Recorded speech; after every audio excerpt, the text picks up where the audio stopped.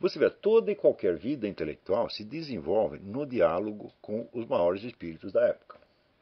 Esse diálogo começa, evidentemente, com a leitura, mas normalmente ele prossegue no contato pessoal, através, vamos dizer, de uma rede de contatos profissionais, por assim dizer, tá certo?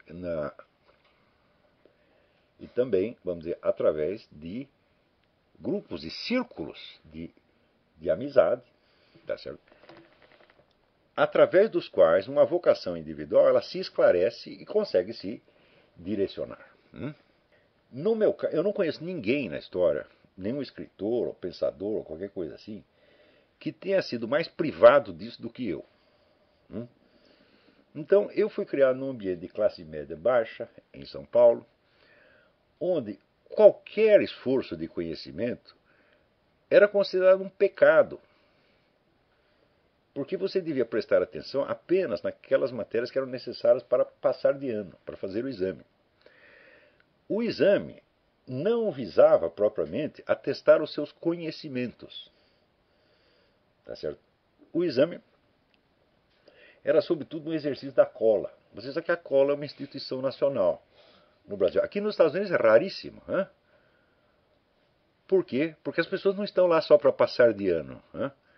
Elas precisam adquirir algum conhecimento do qual elas vão necessitar depois para o exercício da sua profissão ou para qualquer outra coisa. Isso quer dizer que alguma transmissão de conhecimento continua sendo importante na escola americana, por decadente que esteja. Né? Então, eu vi, por exemplo, o progresso dos meus filhos aqui, que foi um negócio monstruoso. Então, por exemplo, eles leram mais livros aqui, desde que chegaram, do que qualquer estudante universitário brasileiro lê ao longo de toda a sua vida de estudos. Tá certo? Então, quer dizer, algum conteúdo de conhecimento ainda é importante. No Brasil, pelo menos no meio em que eu estava, isso não tinha importância nenhuma. O importante não era o conhecimento, o importante era um negócio chamado diploma. Por que era assim? Porque nós vivemos uma situação de inflação que hoje é uma coisa que as pessoas não conseguem mais imaginar. Inflação significa o seguinte: você nunca sabe quanto vai ganhar no fim do mês. O valor do seu salário é mutável. Você pensa que ganha 1.000, mas quando você vai ver, você recebeu 100. Tá certo? Então, inclusive tem um historiador inglês, Charles Boxer, que morou muitos anos no Brasil, e ele diz: eu gostei muito do Brasil, eu só não consegui me adaptar a esse negócio de não saber quanto ia ganhar no fim do mês. Tá? Então, a inflação faz tempo que já acabou. E as novas gerações não são capazes de imaginar a total insegurança em que vive o cidadão numa economia inflacionada. Então, neste meio, vamos dizer, acossado pelo fantasma da inflação, era natural que as famílias quisessem, antes de tudo, garantir a subsistência dos seus filhos e se livrar o mais breve possível do dever de alimentá-los. Cada filho que você tivesse era um problema econômico quase insolúvel. Nesta altura, quem é que vai pensar em conhecimento, em alta cultura?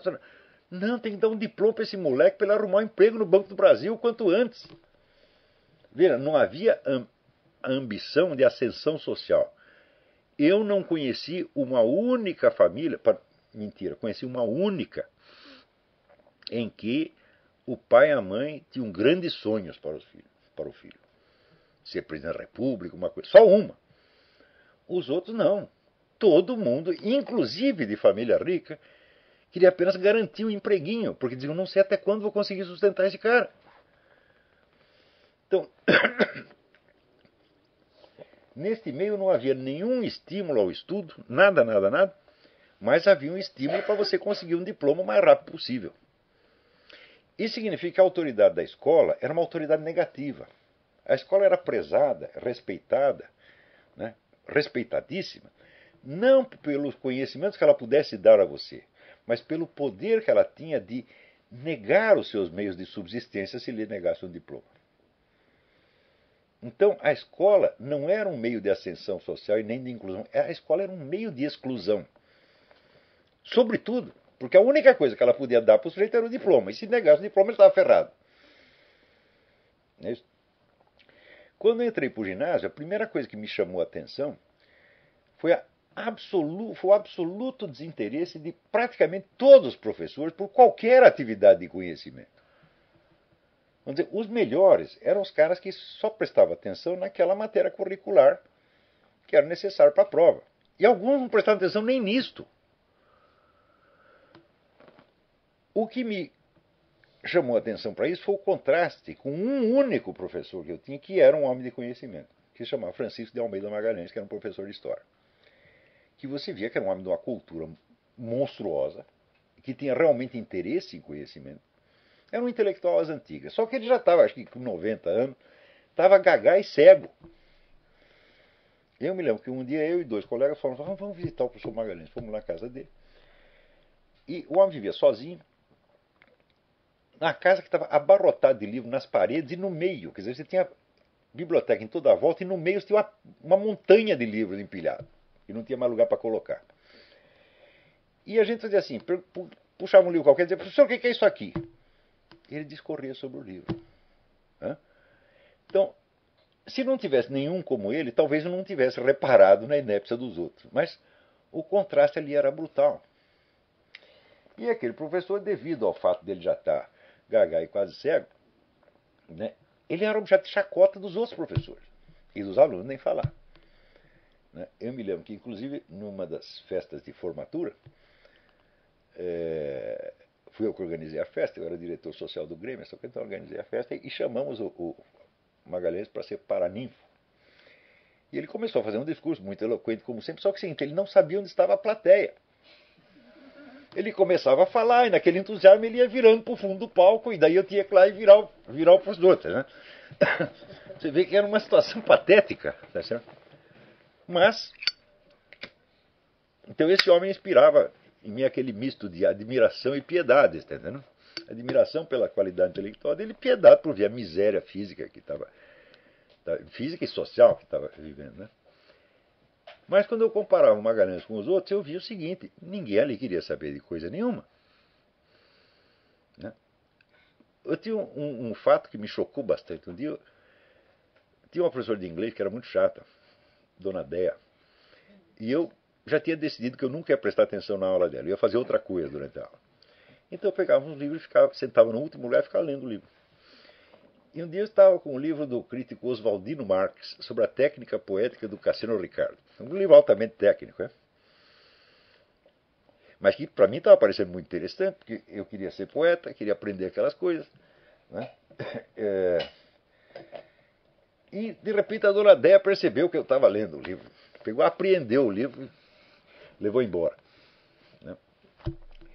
E no dia seguinte ela voltou comentando que os professores, na reunião na sala dos professores, tinham examinado aquele livro e tinham achado muito engraçado. Eu falei, aquilo assim, gelou a espinha. Né? Quer dizer que esses professores, eles pegam um livro de um crítico literário mais ou menos técnico e eles acham aquilo esquisito. Né? Falei, onde é que eu fui amarrar o meu burro? O que eu estou fazendo aqui, meu Deus do céu? Foi a partir daí que eu tomei a decisão de fugir da aula para me refugiar na biblioteca municipal, onde li várias coisas boas, inclusive o Otto Maria Carpo eu li nessa época. Né? Então, eu percebi que ali na escola eu não ia aprender nada, que a coisa realmente não era séria, não era para valer. Era um ritual, tá certo?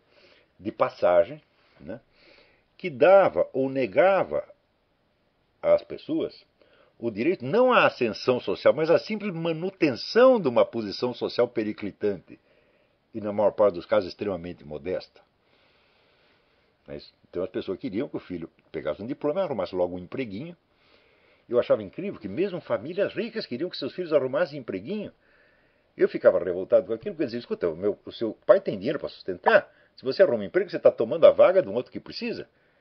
E, no entanto, as famílias ricas tinham orgulho disto, de mandar o filho para o emprego. Né? Muito bem, então foi este o meio no qual eu cresci. Quando cheguei mais ou menos à idade adulta, né, entrei para o jornalismo. E não preciso dizer que no jornalismo inteiro não encontrei uma única pessoa de cultura. Nenhum. Eles viviam de escrever. Eram os donos da língua portuguesa, né? Inclusive tinha alguns ali bastante competentes na sua área, mas nenhum interesse por conhecimento. Todos tinham a ideia de que, com as ideias que eles já tinham adquirido, eles podiam julgar e entender tudo no mundo. Ninguém entendia, por exemplo, que para você entender uma recente descoberta científica e poder escrever alguma coisa séria a respeito, você tinha que estudar um pouco. Havia nos jornais um negócio chamado Departamento de Pesquisa, que supria você com as informações que você não dispunha. Então, qualquer coisa, o Departamento de Pesquisa resolvia o seu problema. Então, ali, o Departamento de Pesquisa tinha pessoas estudiosas, mas não eram membros da redação. É isso? Então, ali já foi uma decepção. Depois eu entrei para o Partido Comunista. Não era bem o Partido Comunista, mas era a ala dissidente do Carlos Marighella, que tinha rompido com o Partido Comunista. Mas a gente tinha contato com o pessoal do velho partidão, que eram os nossos concorrentes amigáveis. Por exemplo, uma das primeiras coisas que eu fiz ali na militância foi participar de uma eleição sindical na qual concorria uma chapa comunista de velho estilo e uma chapa da dissidência. Essa era a concorrência, era o Partido Comunista concorrendo com o Partido Comunista. Então, eu conheci muita gente do partido, inclusive gente da liderança, essa coisa toda. Só conheci um que tivesse algum interesse em marxismo, né?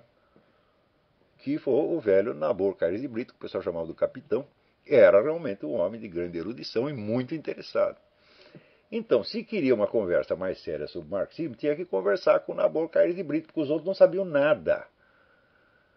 Os caras que estavam se destacando como líderes estudantis na época, como Rui Falcão e Zé Dirceu, esses não estudavam nada, eles não sabem coisa nenhuma de marxismo. E eu sei por quê, porque eu levava a sério o negócio. Né?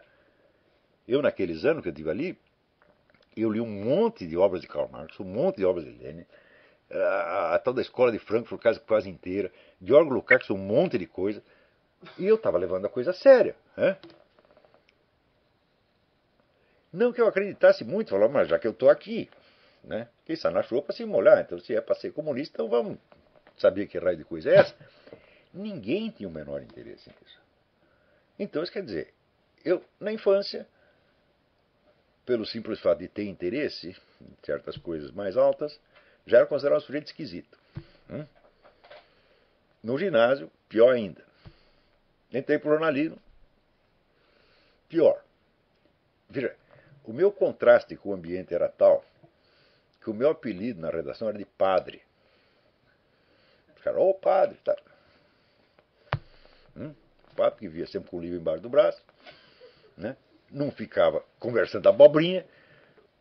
Isso não quer dizer que fossem más pessoas, mas era um negócio, vamos dizer, de uma esterilidade mental, assim, absolutamente acachapante. Bom, daí a partir do partido e tal, falei, bom, vamos tentar conhecer alguns intelectuais, alguma coisa assim. Então, fiz vários contatos em São Paulo, sempre esperando, falei, bom, vamos ver se vem algumas luzes. Mas não demorou um ano para eu perceber que aquela pessoa também tinha um pouco de interesse em conhecer qualquer coisa que elas já não soubessem. Né? Tem alguma pessoa que sabia alguma coisa, alguma porque tinha estudado na França e tal, então chega na França com um certo volume de conhecimento, e aquilo ali para ela é tudo. Entendeu? Não havia ninguém que progredisse, né? Ninguém que lutasse pelo conhecimento. E olha, eu conheci pessoas notáveis, eu conheci o Paulo Emílio Salles Gomes, sobretudo pessoal na área de crítica de cinema, essa coisa, o Francisco de Almeida Salles. Era o que tinha de melhor por ali, né? Mas era uma pessoa que já tinha estagnado fazia muito tempo. Quer dizer, alguma luta pelo conhecimento, eu não posso dizer que ninguém fizesse. Tem um cara que eu não conheci pessoalmente, mas que era muito famoso na época, era o Sérgio Millier. Então, o Sérgio Millier escrevia críticas de livros. A gente via que o Sérgio Millier tinha problemas na cabeça. Quer dizer, nem todos os problemas estavam resolvidos na cabeça dele. Ele tinha dúvidas, ele fazia perguntas, então ele estava querendo saber. Mas era uma coisa assim, raríssima, né, naquele meio. Todo mundo escrevia como se já tivesse a solução de tudo. Então, é claro que então, entre os intelectuais eu também não me senti muito bem. Isso quer dizer o seguinte, que todo o meu diálogo com os grandes espíritos da minha época foi feito através de leitura. E só. E não tinha com quem falar. Isso durante 30 anos, isso durou 30 anos. Primeira vez que eu tive um diálogo intelectual sério foi quando chegou o Bruno Tolentino. Eu tinha 50 anos, né? Aí chegou o Bruno, tinha morado 30 anos na Inglaterra, conhecia todo mundo, tinha lido toda a poesia universal. Falei, bom, e o Bruno não estava morto, ele não era uma múmia. Né? Ele queria saber, ele tinha perguntas, ele tinha, né, aquele negócio do Pascal, chercher en gémissant, quer dizer, ele estava sofrendo por causa dos problemas. Né? Então, foi pela primeira vez que eu tive alguém com quem conversar. Isso não é uma situação minha, isso reflete a situação da sociedade brasileira. A sociedade brasileira era assim, depois ficou pior. Bom, foi dentro disto que eu acabei tendo a minha atenção atraída por uma série de temas, de obras e de autores que ninguém no Brasil tinha ouvido falar. E também tive a minha atenção atraída para o fenômeno que depois eu chamei de imbecil coletivo. O imbecil coletivo constituía-se de uma multidão de pessoas, até bem dotadas pela natureza, mas cuja principal ocupação consistia em concordar uns com os outros, sempre em torno das mesmas coisas. Tá certo? Então, por isso que eu defini o imbecil coletivo não é uma coletividade de imbecis, mas uma coletividade de pessoas de inteligência normal até superior que se dedicam à atividade de imbecilizar-se umas às outras. Naturalmente, essa imbecilização também estava ligada, vamos dizer, à conquista de postos e de cargos. Não só conquista, mas manutenção. Porque num ambiente inflacionário ninguém tem segurança do seu emprego. Né? Então isso quer dizer que para o simples fato de manter um emprego, tá certo? Você precisa usar meios conspiratórios que nos Estados Unidos você precisaria usar para se tornar presidente da República. Né? Então se você pega um ambiente de uma universidade, bom, 50% do tempo é gasto em assembleias estudantis, os outros 49% são usados em intrigas profissionais, em formar grupinhos, em jogar um contra o outro, etc. O que sobrar, a gente dedica ao estudo. Tá certo? Qualquer estudante de qualquer universidade pode confirmar que é assim. A minha filha, a Inês, que ela fez um dos melhores cursos que tinha na USP, que era o curso de História, ela disse, pai, eu nunca vi lá nenhum interesse superior. Era só rotina. Era só cumprir o programa. Ninguém estava interessado em saber coisa nenhuma. Né? Isso não quer dizer que o curso em si fosse mal, era apenas medíocre. E isso era o melhor que tinha na USP, na área humanas. Né?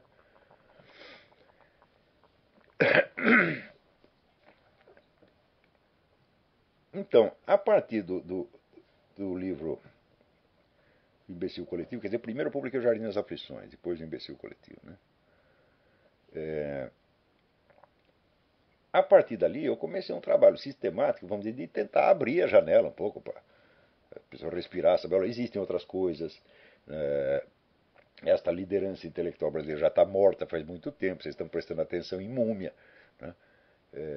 Não é disso que se trata. E então, graças a isso, entre outras coisas, quer dizer, introduzi no meio brasileiro uma infinidade de informações, de temas, de obras, de autores que nunca ninguém tinha ouvido falar.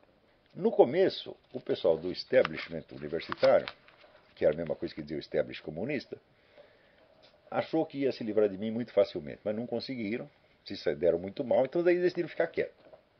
Então, durante um certo período, eu tive um sossego. Não tinha ninguém falando mal de mim, eu estava sozinho no pedaço, eu dizia o que queria. Ninguém discutia nada. A gente rosnava um pouco no canto, mas isso era tudo. Bom, acontece que daí apareceram essas novas gerações que justamente se aproveitaram do espaço que eu tinha aberto e começaram a ler outras coisas, descobriram, e naturalmente alguns também descobriram coisas que eu não sabia. Isso é evidente. Né? Por exemplo,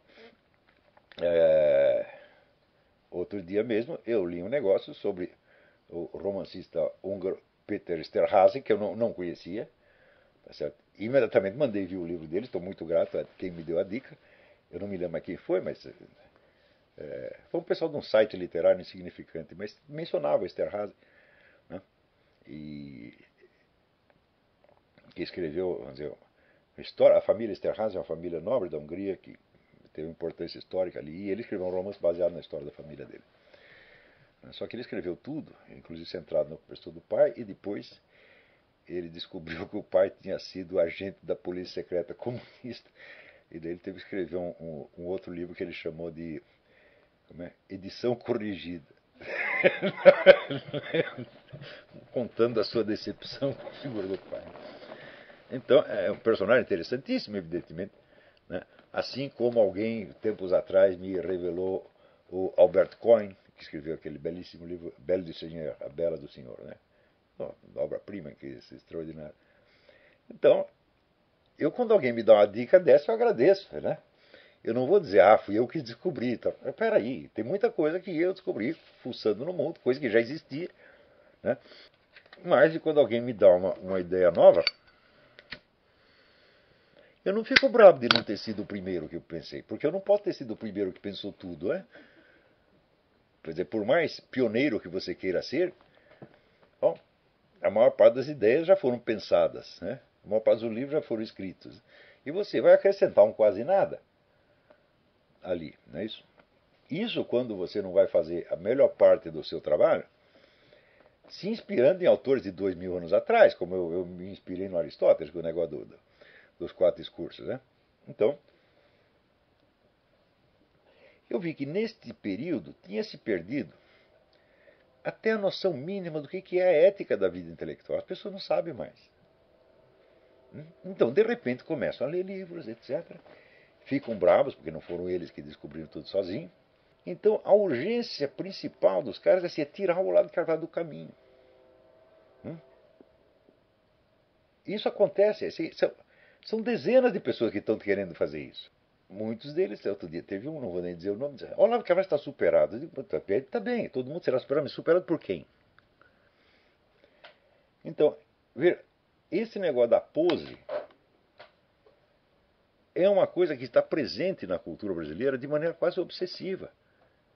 Quer dizer, as pessoas não falam com um discurso que seja próprio da sua idade, da sua situação existencial, né? Que reflita o que elas são na verdade. Né? Isso, vocês querem saber, foi uma das maiores preocupações da minha vida. Eu não quero parecer outra coisa, eu quero parecer eu mesmo, de maneira que se eu leio o que eu escrevi, eu me reconheço ali. Eu quero escrever tudo de coração na mão. Quer dizer, falar com o meu público, leitor, com os meus alunos, exatamente como eu falo em casa, com a minha mulher, com meus filhos, com meus amigos, etc, etc. Né? Claro que nem tudo, não vou conversar de sacanagem com vocês. Né? Isso nós conversa em particular. Então,